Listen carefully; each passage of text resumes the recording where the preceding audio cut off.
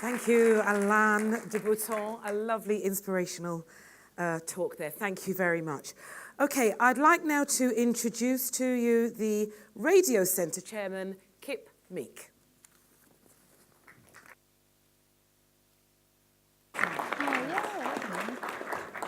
Without further ado, I don't think you're here to listen to me.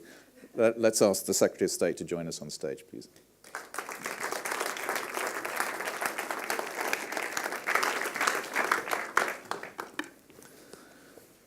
So, John, welcome.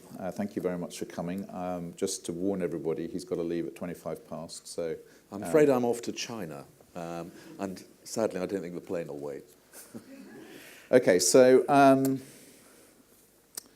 just to you weren't there for all of Alan's speech, but basically he was saying if you want to get a message across, using art in some way is a good thing to do. So if you want to break into song and any of the questions, Absolutely, please do.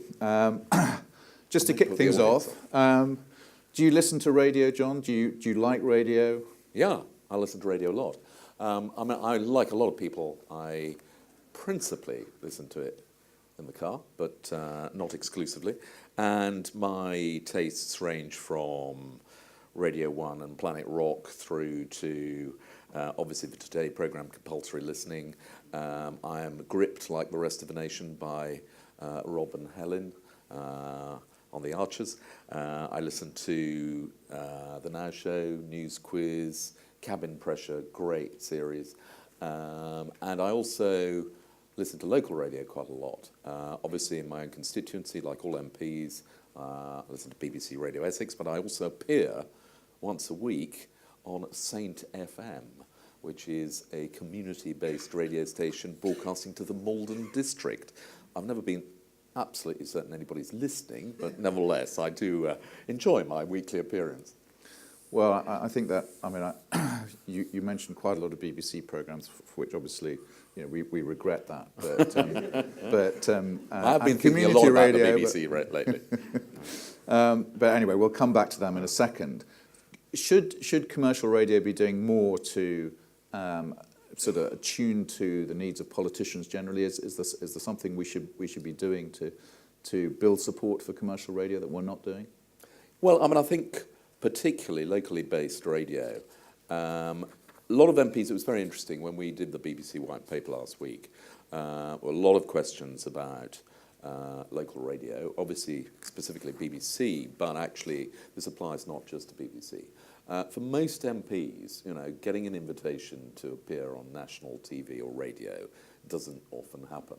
And if you're a constituency-based MP, particularly if you're a new MP, you're going to want to be able to reach your voters. And local radio is a very, very good way of doing that. And that's why there's so much support for local radio in the House of Commons, because for a lot of MPs, it's the only chance they get to go on radio. Absolutely. Well, good to hear.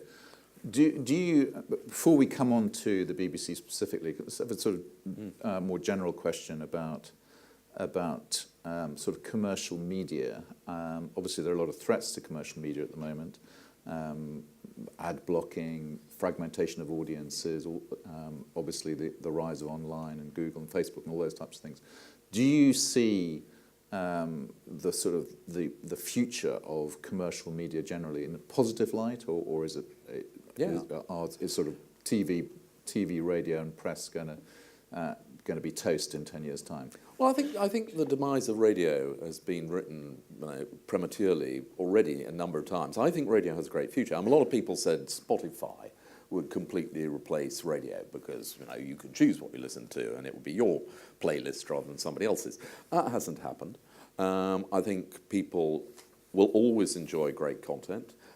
Great presenters add to the enjoyment. I would much rather listen to a really good DJ, not only playing things I like, but introducing me to new bands, new music, and also doing so in an entertaining way. It's part of what Alain said was about making you smile in the morning, and really good presenters are able to do that. So I think that great content will always have a big audience, and the method of delivery is changing.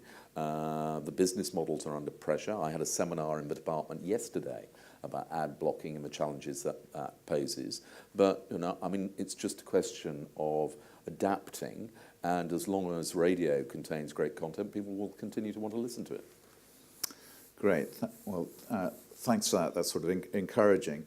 Turning to the BBC, I was also listening to the Today programme today, and obviously there was a major story on the Today programme, which was that the BBC has decided to take down 11,000 recipes off its food website. And so, I mean, it just seemed to me that the BBC is taking this distinctiveness thing very seriously. How do you respond to that story? Well, I hope they are taking it seriously. I mean, I've made clear it's not my job to tell the BBC whether to broadcast The Voice or Strictly Come Dancing, or indeed to put up recipes on its website. What we have said is that firstly, the BBC needs to be distinctive, and that will be written into the public purposes, and also that it has to be sensitive to market impact and not be directly going out of its way to compete with commercial offerings. Now, how they go about that is something for the BBC in the first instance, and then secondly for the new external regulator if there are complaints. But in terms of online, firstly, I've always felt absolutely right the BBC makes available its programming online through iPlayer or a radio player. Secondly, if you want to access news, then BBC is the trusted brand of news provision, and it's right that there should be a BBC News website. Once you get beyond that, and there have been complaints about so-called soft news magazine-type content, the newspapers particularly have been quite sensitive to the competition offered by the BBC online, and that's something which the BBC has taken account of, and I think to some extent this is a reflection of that. But it is for the BBC. Okay. Obviously, commercial radio is particularly interested in Radio 1, Radio 2, 5 Live, Radio 3, that set of stations, as it were. How do you think distinctiveness in those stations? I know you said it's an issue for the BBC, but do you see any particular issue with those with Radio 1, 2, well, 3? I mean, Radio 1 particularly has a really important role in introducing new bands. You may have seen the survey we commissioned from Oliver and Olbum about market impact. And they made the point that whilst Radio 1 has a much bigger playlist than a commercial station like Capital or Heart, a lot of the sort of new music was being played outside of prime time, and that the playlist during prime time was actually less different. I mean, it was still different, but there was a bigger overlap. And that is a fair observation. Radio 1 and indeed other stations have a duty, on the one hand, to attract audiences by playing popular material, but also at the same time introducing people to new music or bands they haven't heard of or whatever. And that's what makes Radio 1 distinct. The other stations, I mean, Classic FM does a great job broadcasting very well-known popular classical music. Radio 3 should have a bit more Schoenberg, a bit more challenging material. Similarly, Radio 5 Live shouldn't sound like TalkSport or LBC. In each case, there is a commercial offering which is funded by advertising, obviously has to attract the audiences, and the BBC in that same kind of area doesn't have to attract audiences and should just sound that little bit different. But that is, the same requirement to be distinctive as we apply to all the BBC's other services. Okay, well, that's good. Commercial radio generally, and Radiocentre in particular, has been banging on about this distinctiveness thing for a long time, and so we're very, very glad to see it reflected in the white paper. But one of the issues is, let's say the BBC doesn't change, as it were. Radio 1 stays more or less the way it is.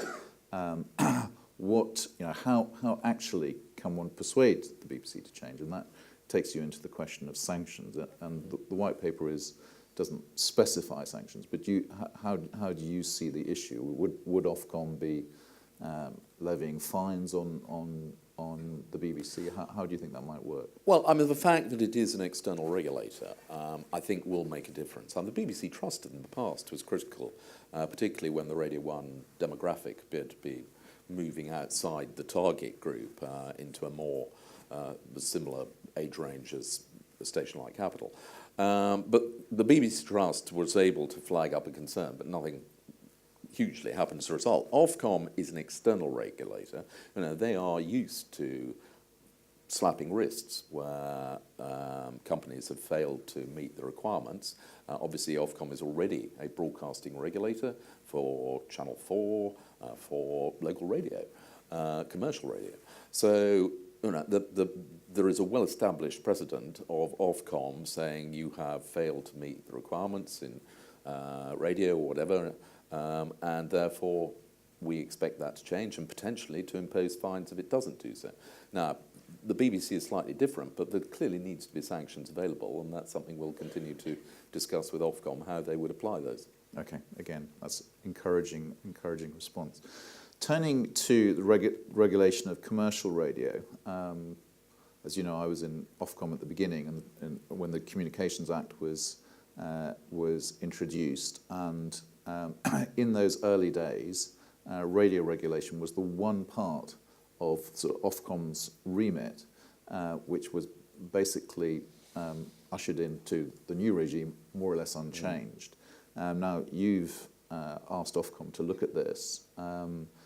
Is there anything you can tell us about the nature of that process, or any early findings coming from Ofcom that you would like to share with this audience? I think it is generally recognised that the requirements on radio, commercial radio, in terms of things like genre and local provision, are very detailed and prescriptive to an extent which actually is not justified and is creating barriers to investment and expansion. And I think there is a case for deregulation. That's something that Ofcom, I think, have already accepted there is a case for. We'll be consulting further on exactly how to go about it. But part of the difficulty is that it requires primary legislation in most instances. And getting primary legislation, even if everybody agrees it's a good idea, requires one to go and win a space in the programme, and it's quite a lengthy process. But certainly I would hope that we will be able to move. Do you think, might radio feature in the Digital Economy Bill? I think probably not in the Digital Economy Bill, because that's, the Queen's speech is tomorrow.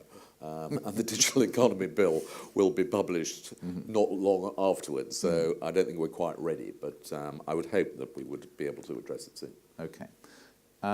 There's one particular feature of radio regulation which is more European, that bothers commercial radio in a big way, which is the terms and conditions associated with any sort of financing and content on an ad. And this is the situation where you have an ad and then you have a gabbled message at the end that talks about that gives the detail on terms and conditions, and it is ludicrous. It serves no consumer interest. Is this something that is this a battle that maybe after the 23rd of June the government would commit to support us on in Brussels? Well, after the 23rd of June, we might not have to. To describe a European regulation as serving no consumer interest and being ludicrous doesn't exactly narrow the field. I think that applies to a very large number of European regulations. But assuming the nation doesn't see sense and vote to leave on the 23rd of June, and we're still stuck with this thing, then we will certainly continue to battle away on your behalf in Brussels. Okay, good. Now, I think we are running out of time. Have you got time for a question from the audience? Last quick one. Anyone from the audience like to ask a question? If not, I'm going to ask one more question about digital. I know there's one there. Yeah. Good afternoon, John. Jimmy Buckland from Wireless Group. We've seen a lot of change in commercial radio over the last couple of years with new stations launching. And in the context of BBC and White Paper, just interested in your thoughts on what is the responsibility of the BBC as new stations launch in the market in terms of adjusting its output or not? Well, I mean, this is something which the BBC has had to take account of in the television area over the last 10, 15 years, when, if you go back to 10 years ago, most people only could receive about 4 television channels, and now can receive a minimum of 40 and many hundreds more. And the BBC needs to take account of what is being provided, but at the same time, it needs to continue to be popular, and it shouldn't just sort of drop an entire service because a new station has started up. But obviously it needs to take account of the market at the time. And that is one of the principles that is contained in the distinctiveness requirement. I mean, I was at the launch of the second national DAB multiplex not that long ago, which has resulted in a whole lot of new national stations becoming available.